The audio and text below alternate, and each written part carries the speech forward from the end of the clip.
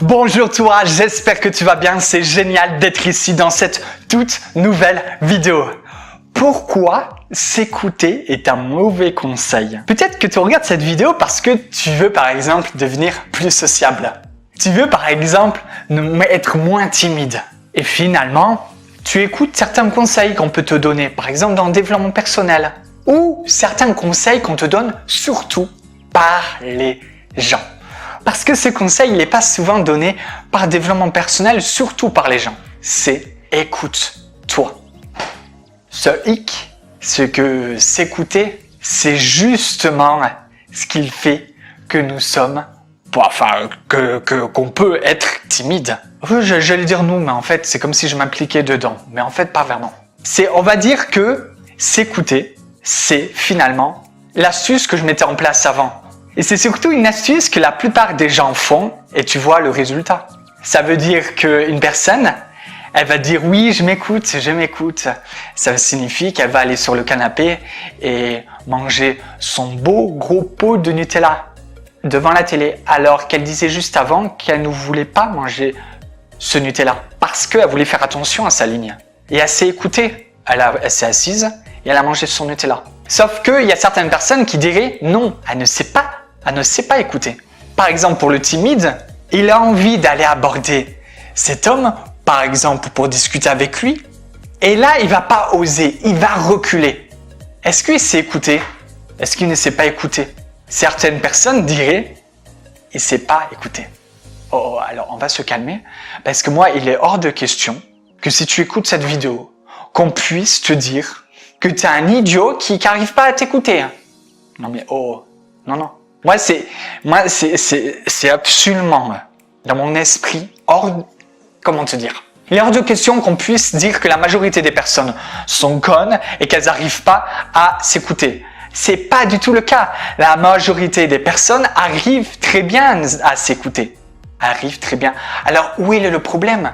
Pourquoi on peut être timide alors qu'on s'écoute énormément? Le truc, c'est que la plupart des gens, même moi avant, énormément de fois avant, c'est que je ne savais pas qu'est-ce qu'il fallait écouter. Nous pouvons avoir du mal à savoir qu'est-ce qu'il faut écouter. La plupart des personnes, en fait, ils écoutent le plaisir. Parce qu'on leur a répété sans cesse de fois qu'il fallait aller vers le plaisir. Et conséquence, c'est que comme on ne sait pas qu'est-ce qu'il est nécessaire d'écouter, on se dit, comme on me dit d'aller vers le plaisir, je vais me faire plaisir. Je vais aller m'asseoir sur un canapé et manger mon gros pot de Nutella. Si on a une timidité, ce qui me ferait plaisir, ce serait plutôt de ne pas du tout avoir peur.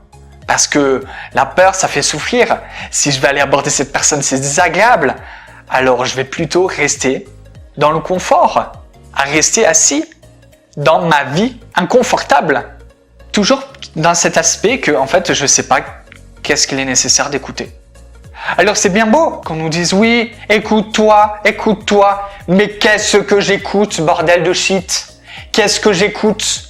J'écoute le plaisir, j'écoute mes peurs, j'écoute mon cœur, j'écoute quoi finalement? Qu'est-ce que j'écoute? Alors, pour moi, il est nécessaire, si on veut avoir plus confiance en soi, si on veut être sociable, c'est non pas de s'écouter, mais d'écouter son soi authentique. C'est qu'en écoutant ce soi authentique qu'on va vers la confiance en soi dans les relations sociales. Mais qu'est-ce que c'est son soi authentique?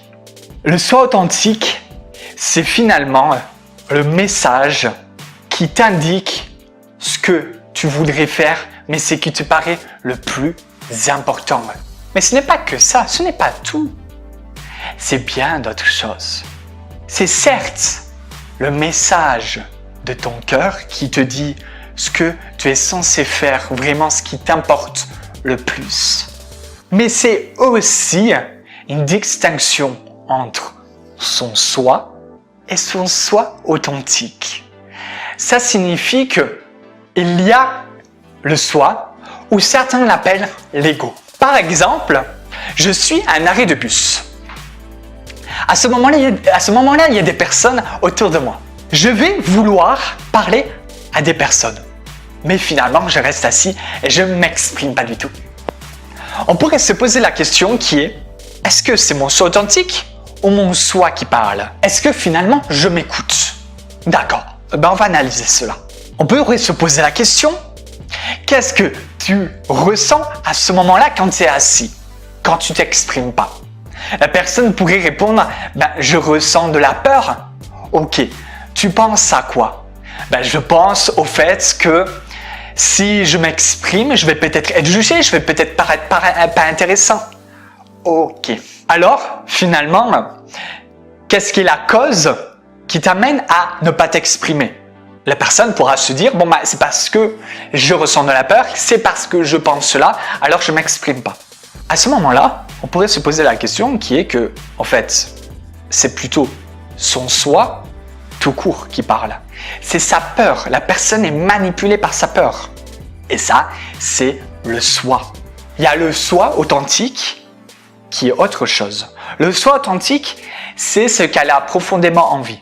À ce moment-là, quand tu es assis, qu'est-ce que tu as envie? J'ai envie de m'exprimer. Les raisons qui t'amènent à vouloir t'exprimer. Là, elle peut dire, parce que j'ai envie de leur parler, j'ai envie d'être sociable, etc. À ce moment-là, profondément, c'est le cœur qui parle. C'est le soi authentique qui parle. Le truc, c'est que souvent, on va se dire que nos peurs, on va peut-être les écouter. Et c'est des fois nécessaire de les écouter à certains moments donnés. Dans l'intimité, on les écoute trop, nos peurs. Et nos peurs, elles sont souvent activées par notre soi. Certains l'appellent l'ego. On a peur d'être jugé, on a peur de ne pas être intéressant. Alors que pour moi, la peur est un message. Qu'est-ce qui fait que tu as peur là, à ce moment-là? Pourquoi tu as peur? Quel est le message derrière la peur? Est-ce que tu as envie de passer outre cette peur? Quand tu as ces réponses à cela, mais tout change. C'est la plupart du temps ton soi authentique qui parle. Écoutez plutôt son soi authentique. Je peux aller tellement en profondeur dans ce sujet du soi authentique. Parce que la plupart des gens ont du mal à écouter leur soi authentique. Alors c'est normal que dans la timidité, on a du mal à écouter son soi authentique. La plupart des gens ont du mal. Il y a des personnes qui vont me dire « Oui, écoute-toi ». Et cette même personne, ça fait depuis quelques jours qu'elle fait que de manger des pizzas et des frites. Alors que cette même personne veut manger sainement. Est-ce qu'elle s'écoute? Oui, elle s'écoute. Et c'est bien ça le truc. Elle s'écoute trop. Et finalement, je te dis cela parce que c'est dans la vie de tous les jours, c'est normal en fait. Dans la vie de tous les jours, on va pas forcément avoir cette faculté à écouter son soi authentique. Alors, si aujourd'hui, tu arrives à écouter plus facilement ton soi authentique et que tu vas vers ton soi authentique, tu verras que tu vas plus facilement aller aborder les gens que tu veux aborder.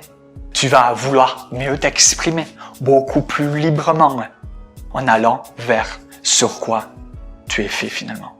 Alors, qu'attends-tu pour agir? N'attends pas. Le changement peut se faire maintenant. Le changement, c'est maintenant. Ton soi authentique te parle maintenant. Il va te parler après. Il va te parler dans quelques jours, dans 1 an, 2 ans, 3 ans, 5 ans. Toute ta vie va te parler.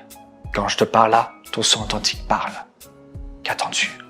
C'est maintenant que le changement se passe. Je te dis à la prochaine vidéo et je te souhaite une excellente journée. Si tu veux plus d'astuces pour devenir plus sociable et à l'aise en société, tu as mes emails privés en barre de description. Tu appuies sur le lien, tu mets ton email le plus important et tu recevras plein d'astuces par email toutes les semaines. Je te dis à la prochaine. Bye bye.